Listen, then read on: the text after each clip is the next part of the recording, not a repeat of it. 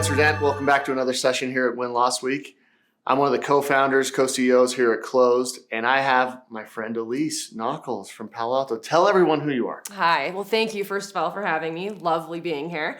You know me, but for those who don't, I've been with, in the cybersecurity, competitive intelligence world for over 2 decades. Many months. And I've been in mostly cybersecurity, a little bit of defense, but I'm right now at Palo Alto Networks as a VP of competitive intelligence. Many years. Yes, many. Many years. How did you get into this? Very long story. Yeah. Basically, TLDR is it was a misogynistic boss who asked me to put in my career development plan when I was having children. And I never wanted children. I got very offended and decided I wanted to find any other job outside of systems engineering. So I did. There's this weird role called Price to Win Competitive Intelligence. No idea what that was. Yeah. Applied for it anyway, fought like hell to get it, and yeah, I haven't looked back. That was over 20 years ago. That's awesome. Yeah. That's awesome. And it's gone well. So far, yes. Something that was kind of, at the time, I got to get out of here, ended up being the right place to run to. It turned out from the worst boss ever to one of the best bosses ever. So it was a good move. That's cool. So you've been doing competitive intel. Obviously, win-loss tends to be a pretty critical component of that. When did you first get exposure to win-loss and the idea of doing it, and how have you seen it evolve? Another fun story. At McAfee, we were looking at trying to determine competitive priorities and looking at our CRM data, going, that's not right. It was always either no competitor, which meant we had no competition. That doesn't seem right in cybersecurity. And then the other competitor was the top one on the alphabetical list. On the drop-down. First one on the drop-down. Right. And we're thinking that can't be accurate. And we realized there's something seriously wrong here. So we realized we needed to go talk to customers, talk to our account teams, get the reality, the truth. Yeah. And that's where we started building a win-loss program. We did it not the greatest way. We did our own interviews, didn't even talk to an outside party, thought we could do it ourselves. Yeah. Customers wouldn't talk to us because we thought we were going to be sold to, and that was when the moment said, we may need to do this differently. And then that's when I went and did a small consulting stint. I was at Sedulu for a hot second, and I actually were doing win-loss interviews as a third party. Oh, interesting. And it was a complete 180, where I couldn't get anyone on the phone as a McAfee employee, but as Sedulu, everyone wanted to talk to us. And it was very objective, very honest, and thought, okay, light bulb moment. That is so awesome. A third party needs to do these interviews to do it right. That's so awesome. It's so, you're just like, well, as you're talking through this is like someone who's been kind of at the forefront of this. If you rewind, when we started Closed 8 years ago, most people we would talk to, they'd be like, yeah, that sounds interesting. Like, we've kind of done some stuff. Like, we have drop downs in our CRM, but like the maturity, and you've been doing this for a long time. So when it comes to, you've started programs at multiple companies. And you and I have talked about this idea of how do you get started? Is it better to go to all of the leaders and get everybody's buy-in and do kind of a tops-down approach? Or is it better to just kind of do a groundswell, just start getting some of the feedback and walk me through pros and cons, good and bad. What did you love? What have you hated about both approaches? What would you recommend people to do? I think I'm the oddball compared to a lot of other people who do win-loss programs. The easier route, obviously, is to find a stakeholder, a key, a budget holder, someone that's going to own it and have a lot of passion around it, and they're your primary person. But I have been burned by that in the past because in a lot of industries, executives turn over. So you put all your eggs in that person's basket, they leave, you're starting over again. Yeah. And you might have to maybe look at other providers, depending on their preference from previous companies. They may not even know how to spell win-loss. So it to me, it's a risk. Yes, it's the easier approach for a short-term win because you can get that downward pressure on your sales teams to engage. It's not long-standing. It can be in certain industries, but so I actually prefer a groundswell approach because I think it gives you more long-standing, time and commitment to the function, because you're finding people, key stakeholders, at more of the troops, the people that are doing the work, and you get more people that are engaged and interested, using the insights, finding the value of it, and you work your way up.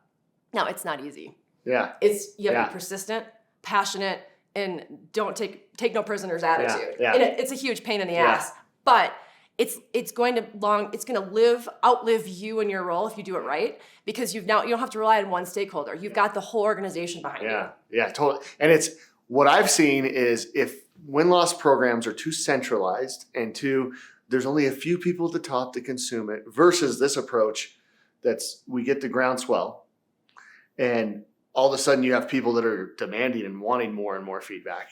And it's always obviously you want people from both the top and the bottom of the org demanding this stuff, but it's the best thing you can do is really get started and get, because the front line is where the value is going to get delivered.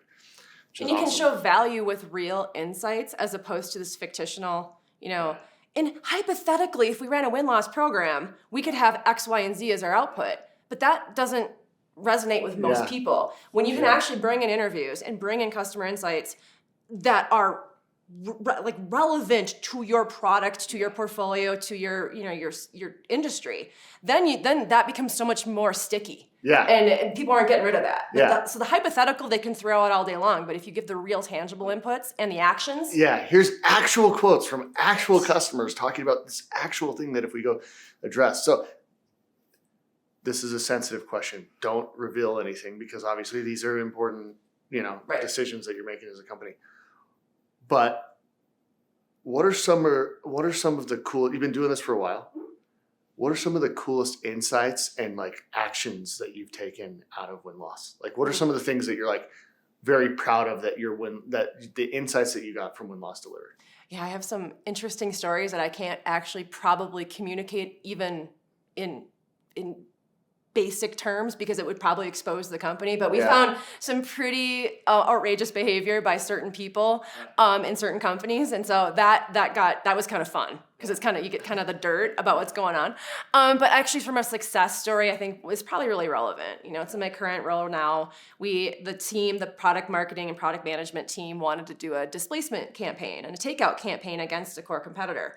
And we jumped in and said, we want to inform this because we don't want you to do this in a vacuum. Yeah. Let's inform it with actual customer input. So what we did is we worked with the go-to-market team. We grabbed all the majors accounts. These are the big guys. Yeah. These guys have spent a boatload of money. The elephants. And we figured out who has, based on multiple sources of intel, who has a large footprint of either a combination of us and our competitor or all of them. And we have yet to get into their environment.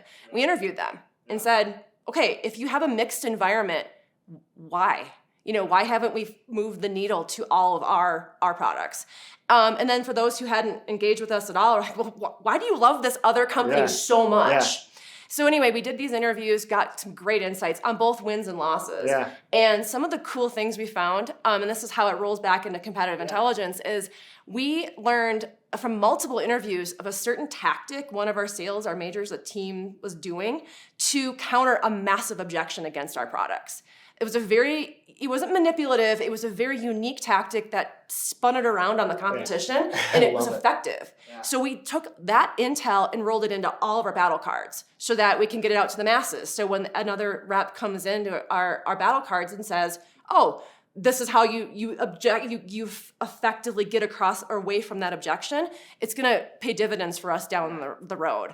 But it also we found some interesting tidbits about features and functions that we already kind of knew, but it solidified what we need to do on the roadmap. We need to go work on these things, yeah. Right, or have make sure that we're at least addressing it in our POCs and our conversations. But we also found some very quick wins that we can do in our sales process. Yeah. That would just take some of that friction away from the movement from them to us in the displacement opportunity. Super easy, but we didn't know those were holding us up. Yeah, you hadn't been able to codify it. Right. Yeah. And so I actually have quotes from a major's, a customer saying if this were to go away, it would be a heck of a lot easier for us to move to your product. So lots of cool insights that came out of it, and it really informed the campaign nicely. And you go win a bunch of deals, and you pay for your win-loss program and yourself and all sorts of other things over 10x times or whatever. Right. One of the cool things about this I think is this idea that there was a rep somewhere who had just naturally with their own creativity had come up with their own recipe that seemed to be working, and you could identify that and flip it and turn it into something that could scale across your org. Whereas so many times you find sales reps asking for first off, some sales reps don't reveal their cards to other people because they want to make sure they get the best territories. They want to make sure that there's that internal competition. But even the ones that do, sometimes it's hard for them to actually articulate what they're doing. So the ability to actually be able to, this is what they did, and go replicate it. Well, even more impactful, the customer relayed it to us. Yeah. So not only was it the salesperson's, their strategy and their tactics, but it translated so nicely when the customer reiterated it, saying, this is what your team did and this was effective. That was a gold mine. Yeah. And the fact that I think your point about salespeople squirreling things away and not sharing it broadly does hurt a large company like Palo Alto Networks. Yeah. So we are able to take that insight, that value, and then, or that positioning, expose it, and get it out to everybody. Yeah. So we're not keeping it squirreled away anymore. We're getting it out to the masses. So good. That's so good. Okay, you've been doing this for a while. Mm-hmm. How have you seen technology change, and what role does technology versus the ability to actually do the interviews play? Today versus, I'm thinking about you doing this years ago versus how you do it today. Well, years ago, it was really just trying to get the primary intelligence. You really wanted to collect it, and you had to figure out a way to centralize it and pull it together, but there was never really a good way to do that. It was, a lot of times it would be random PDFs, it would be in emails, and you just really didn't have a great way to summarize. Yeah. Maybe you put it in a PowerPoint or Google Slides that summarize the insights from that particular period. Yeah. But then that gets squirreled away, and that's somehow on a Google Drive somewhere. It gets stale. And, and you don't really ever go back to it to look at trend analysis and determine what's changed and pivoted over time. Yeah. And so, yes, that's an older school methodology. And yes, it's still effective. You still have to have primary. Yeah. Talking to people is how you collect those insights. Yeah.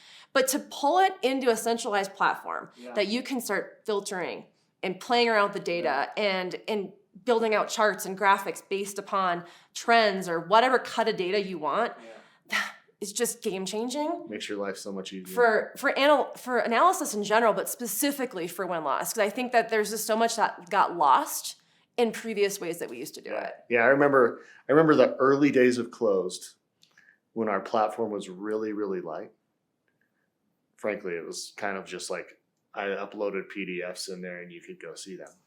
But I had to track all the themes and drivers in the back end in like an Excel sheet. Oh no. And it was like the manual effort of like, did I add that? Did I not add that? And versus today, just being able to say, actually have it just be automatically pushed to you. These are the things that people are saying, and here's the quotes that support it. And having it a place where everyone can go get to it. So I'm not the gatekeeper anymore. Yes. You don't have to call me, at 3 a.m. because you really want to know about what something happened or what opportunity won or lost. People can go on there on their own and pick around on their own, because I can't read minds. I don't know what someone's interests are in a given moment. Yeah. They can go out and expose that data themselves. I love this. Like one of the things that I see that is a value shift, a step change in the value that companies get, is when they switch mentality of being this gatekeeper of like, I hold the insights. I am the most important person. You have to come to me, to this channel. Like they open the floodgates and say, look, you can have access to it. Go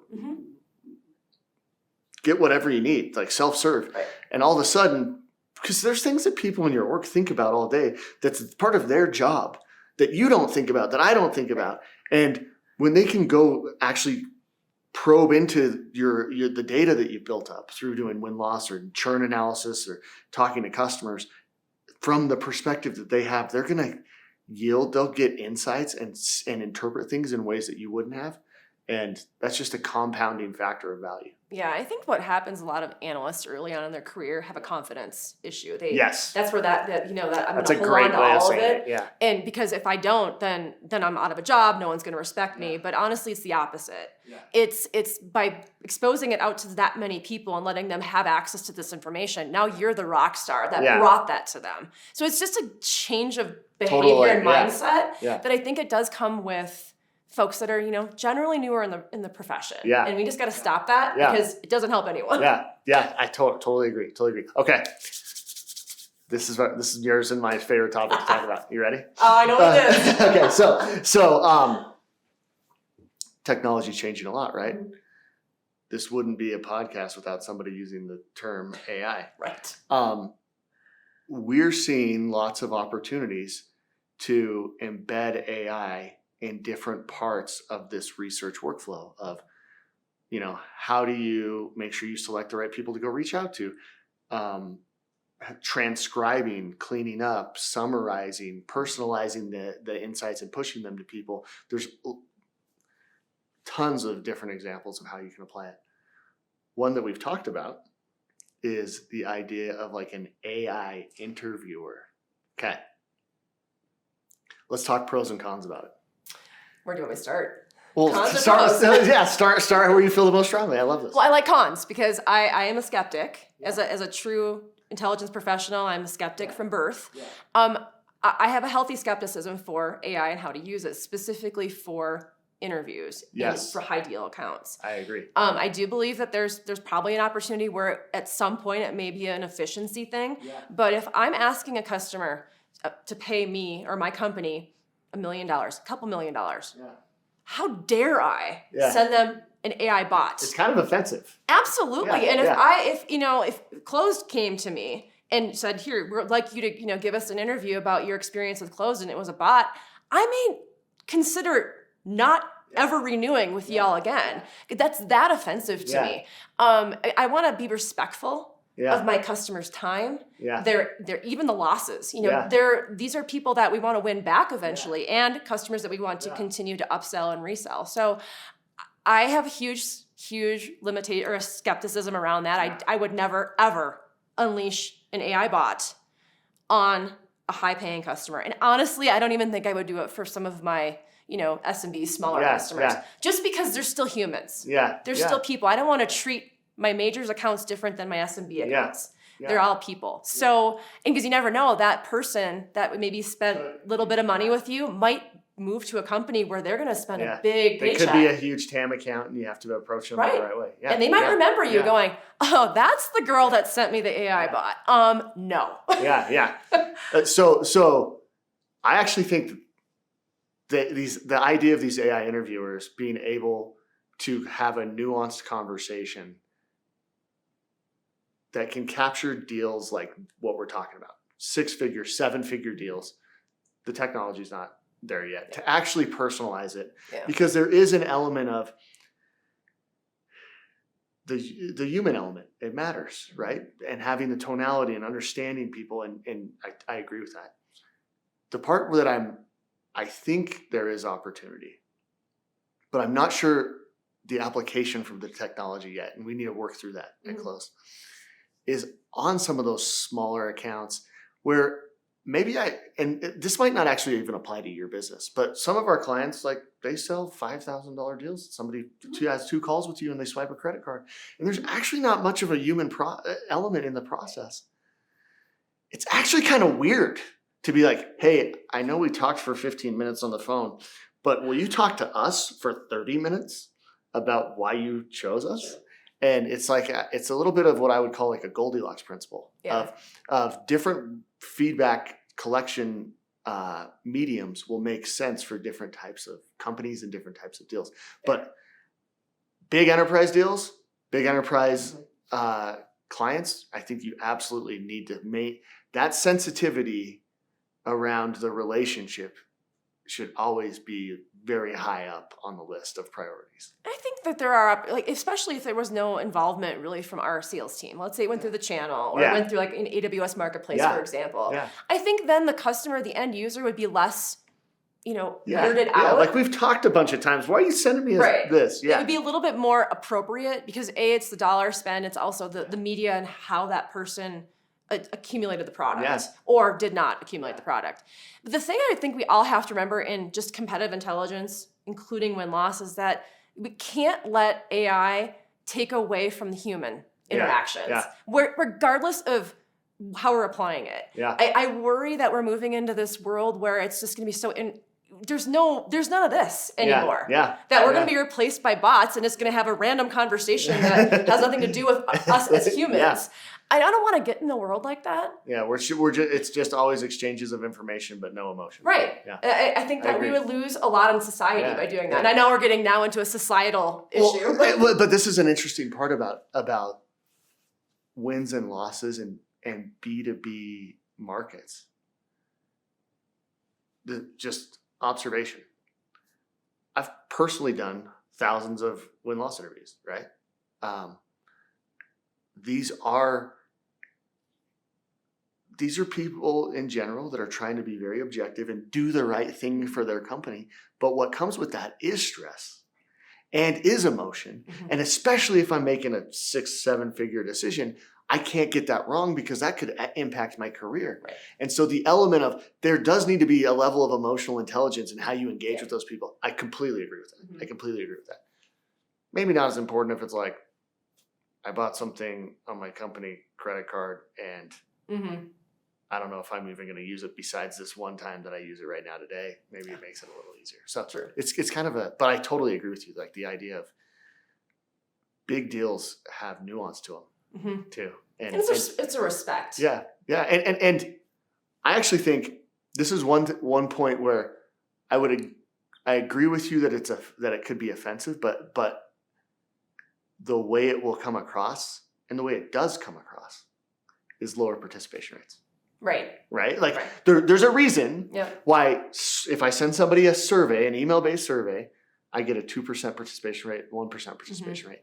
Where if I ask them to get on a call with me, it might be 10, 20 times that. Right. And it's because of that interpersonal nature. So yeah, people are looking for that, I think. Yeah. Especially in today's world as we're moving more and more to AI. yeah, it's really, really super cool. Good. But there are applications for AI. Yeah. So we should talk the pros. Yeah, let's talk pros. I don't want to be totally Let's talk pros. bashing AI. There are elements. What are some of the coolest pros that you see? Opportunities. I love using it to summarize things that maybe I already know. You know, like things that maybe it's 5 or 6 win-loss interviews, summarizing it, looking for the key inputs. Because the reason why I can leverage AI now for that is because I'm smart enough. I've read those interviews. Yeah. I know if it's going to hallucinate and it goes completely off the rails, I'm going to be able to catch it. Classic trust but verify. Right. Yeah. And I think that's where we are right now. But where the mistake will come is the lazy analyst who says, I'm not going to read those 5 because I'd rather go play Nintendo or whatever heck they want to go do with their time. And then they use maybe ChatGPT or whatnot to summarize. There could be a lot of incorrect information in there. Yeah. That goes up to your executive team. That's terrifying. Yeah. So it's still, we have to be able to know the data. Yeah. You have to read it yourself, still be smart. Yep. And then use the tools to summarize, synthesize, make it punchier, whatever your tactics are. There are also ways, you can use AI to help with sourcing. You can do it with trying to pull in contacts. You can do it with trying to get more outreach, faster outreach, be more efficient. Yeah. There are ways to use it, but you still have to do the work and gut check it. Because gut checking it without having the knowledge does no good. Totally. It's a classic. I totally agree. The idea that, I'm not even going to read through any of these interviews. I'm just going to drop them into some interface, ChatGPT, Gemini, whatever, and start asking it questions and then take the first answer at face value. Yeah. And those models will get better and better, but they're not quite there yet. But can you so let's say you do that, and you send your analysis out, and you have an executive that says, I'd love to double down on this. You go in one-on-one with your CEO, your CMO, whomever, and they ask you questions that you didn't already ask. Yeah. Yeah. Now, are you going to bring up your laptop and type it in and say, hold on a second, let me ask ChatGPT? Yeah, I totally agree. You're going to do that. Totally agree. Well, and it is interesting because it's almost like the way I would compare this to the way the world, as a person who's done lots of analytics in my career. I have a problem. I have analysts on my team. I'm going to give you this part of the problem. I'm going to give you this part of the problem. I'm going to give you this part of the problem, and we're going to go after it. And then we're going to check back in every couple of days. Well, what happens today is I actually can replace this person with the ChatGPT type approach or using some type of AI. But that second and that third and that fourth and that fifth digging question to make sure that I really understand what the data is saying is more important than ever, because if you just take the first thing at face value, what if it hallucinated and sold you something crazy? Yeah. So as a CI professional, somebody who's been doing this for a long time, you've been around the block, you've stood up these programs at very big and complex companies multiple times. What advice do you have for other people in this space right now, in this world of turmoil, craziness, AI, everything else? What would you tell your younger self if you were coming into this space right now? So many things. But I think that the human element needs to still be there. Don't abandon that in favor of technology. It's a balance. And the balance may go a little bit higher on technology at some point, might go back to primary in humans, but don't lose that. Yeah. That's so important. Yeah. Also, know the data, know the information. Don't rely on technology. You have to triangulate the information. Still the old school principles of intelligence and collection all still apply. Just because technology's there does not mean that you get a free pass. Yeah. Also, be persistent, be passionate, love what you do. Yeah. If you don't love this profession, Get out. leave. Yeah. It's not for the faint of heart. It's a hard one. Yeah. It's a hard one. I mean, you're basically providing friction in your company. You could be maybe a lone wolf by yourself, running a CI program or with a small team, but you're still going against your company. You're preventing that healthy friction to advance your company to the next level. Yeah. That is not an easy role. It's not. So the other thing, if you are a lone wolf, or if you're a small team, build those trust with your team members, build trust with certain people that you can go offload. Yeah. Because having those mentors, those people that you can just say, in and out of your org. Right. Yeah. Oh, like going to events, meeting people that are in your same profession, but being able to offload and just vent and share and get advice is so important because the way you're doing it, even with a small team, there's so many things you can learn from other implementations. Yeah. Just listening to some of the other folks that do win-loss and use closed. I mean, I've learned so many new ways to leverage win-loss and leverage the closed platform and the relationship we have that I would, and I've been in this for 20 years and I'm still learning. Yeah. So I guess never stop learning either. So that's a good one. That's a good one. Like I see this a lot with CI folks that we work with. Cause sometimes we don't, our clients might not even have a CI function. We might just be working directly with a sales leadership team or directly with a product team. Oftentimes CI has been stood up and it is this kind of lone wolf setup and that can be a really lonely place to be. So this is great advice. Like get to know other people, talk to the people in your org, have candid conversations around like, are you getting the value from this? What could I do differently? That kind of stuff, because you'll get great advice from people internally of how you could add more value, but also learn a lot of stuff from people external. Yeah, absolutely. Alysse, thanks for coming. Yeah, thank you. Always good to see you. All right. We'll catch you all later. Thanks for the time.